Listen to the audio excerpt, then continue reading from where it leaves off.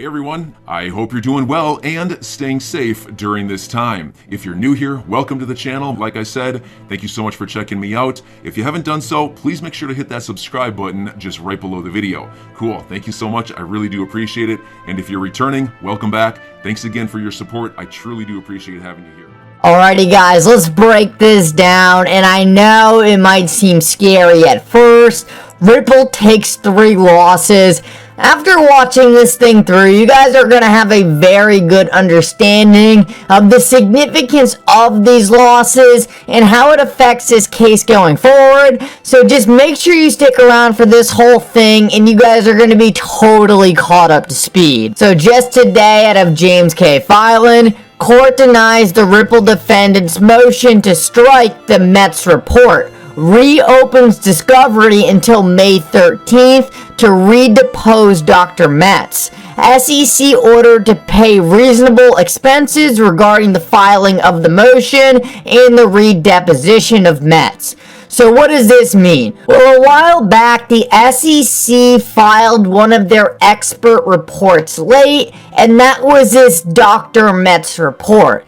In this report, Dr. Metz went through the craziest obscure ways to try to link XRP's price movements to Ripple's announcements. Yes, I know.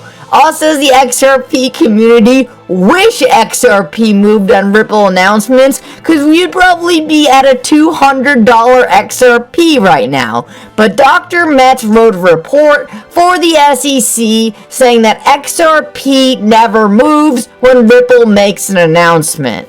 Now, the SEC actually filed this report late, so judging by normal court rules, the SEC shouldn't have been able to file this, and this is what Ripple was saying to the court. They're saying, look, this should be denied.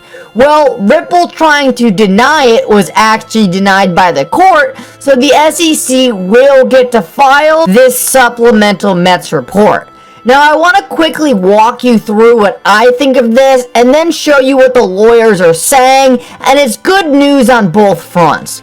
First of all, I read through the Mets report, and let me tell you, as someone who understands cryptocurrencies at a very high level, understands engineering in general, I'm a biomedical mechanical engineer, I could not understand what this report was supposed to say. It was so obscure, so technical, there was no way the judge is going to be able to take any meaningful data from this Mets report. So whether the SEC gets to file this thing or not, I don't think it's going to persuade the judge one way or the other. At the end of the day, this dude was paid to say that the XRP price depends on Ripple's announcements. And he's a PhD mathematician. So of course he's going to produce some obscure data that kind of looks like what he's saying is correct.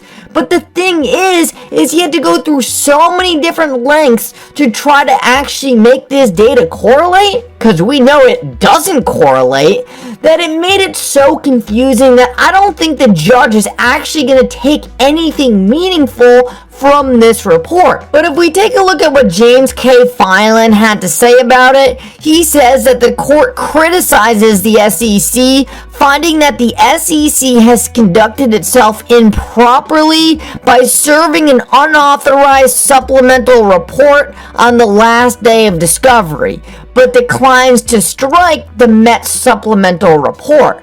So I think the judge is using this to bolster her claims when the SEC files another appeal. She's going to be like, look, I gave you extra time to present new evidence even though I shouldn't have. So the fact that you are still losing this case shows that you are just on the wrong side of the law.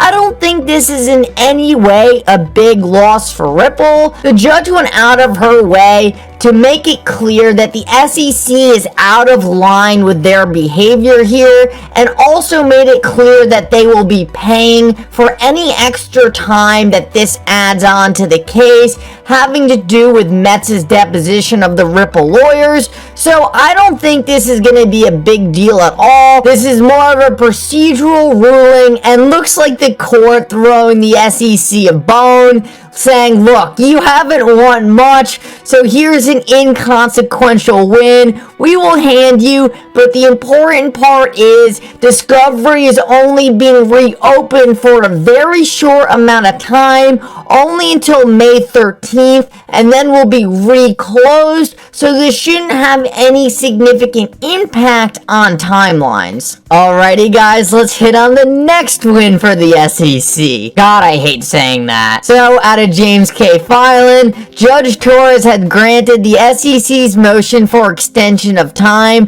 to file his objection to Magistrate Judge Netburn's DPP ruling. The objection is due in 14 days after Magistrate Judge Netburn rules on the SEC's new privilege assertions. Okay, so what's going on here? So, after the DPP decision, where the court said for about the 1 millionth time, SEC, you have to hand over the emails from Bill Hinman to Ripple, the SEC is once again trying to object to it. This is no doubt simply a delay tactic.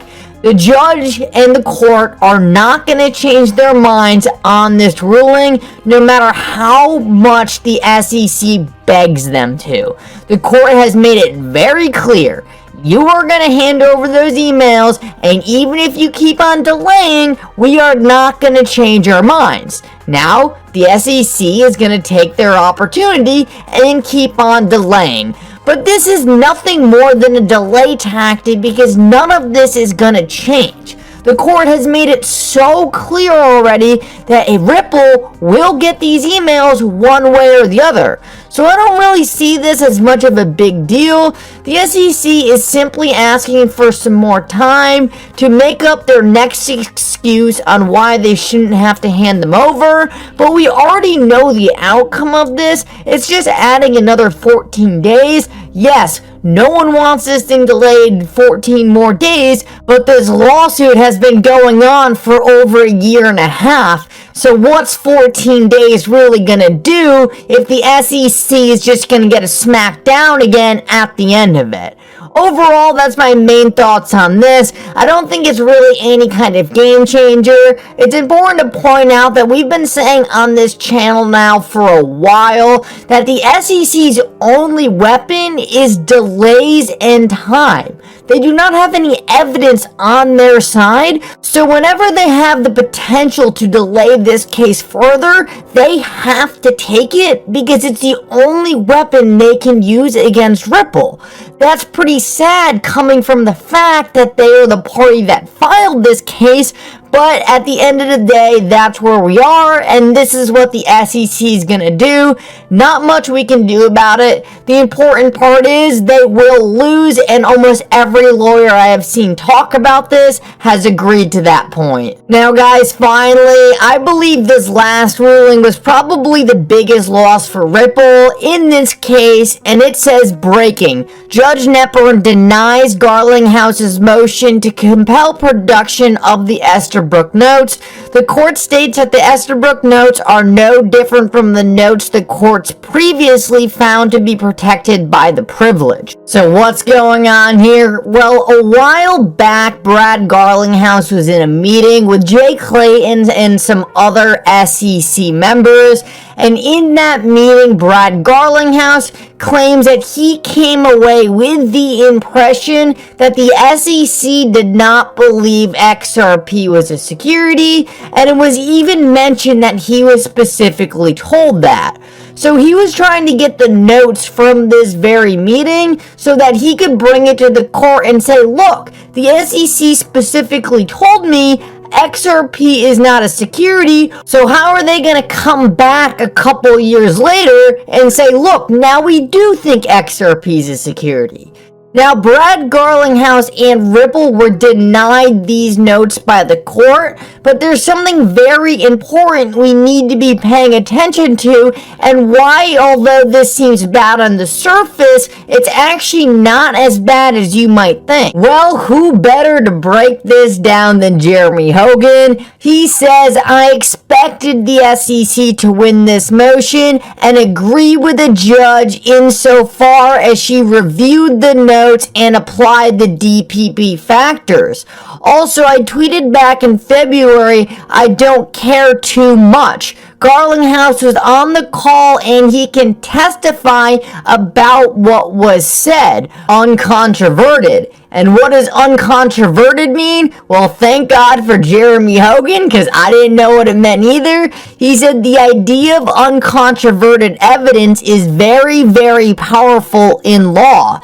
It's evidence that must be believed by the court. So unless the SEC comes up with evidence to the contrary, whatever Brad Garlinghouse says about that conversation is what took place.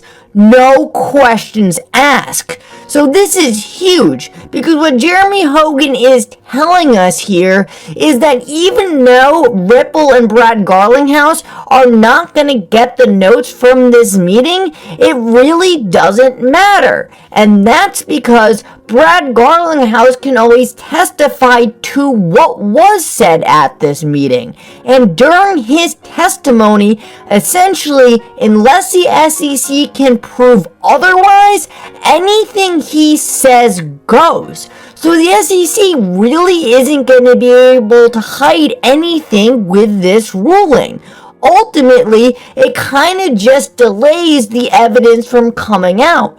It would have been awesome if Ripple got these documents, because it would have put them on all-out offense against the SEC, and the SEC would have really been in bad shape. But at the end of the day, these facts will come out, and there is no doubt they are in favor of Ripple. So while it's not the best ruling in the world, Jeremy Hogan breaks this down in such an important way, because we now know that either way, this evidence can still get used by Ripple, even if it's not going to go directly in their hands right now. But maybe even more importantly, the court has already now seen this evidence, so the SEC is still going to be terrified to go to summary judgment, knowing that the court has now seen this damning evidence against them.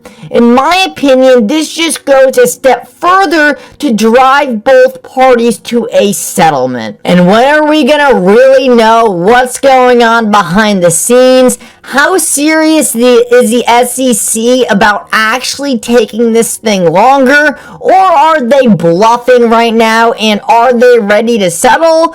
Based on what I'm seeing, it looks like we are going to know Friday. Based on what the SEC says about summary judgment, the general consensus is the sooner the SEC moves up summary judgment and how willing they are to not delay summary judgment later on is really going to tell us how much the SEC actually wants to continue this case, or how much they want this thing to be over with ASAP. I'm your guy. I will keep you posted. I'm your advocate. I'll be back on a daily basis, usually multiple times per day, with these videos to keep you updated with everything going on. So I hope you enjoyed the video. If you haven't done so, make sure to hit that subscribe button. Feel free to share any of my videos with your friends, family, social media, or anybody who may care to listen.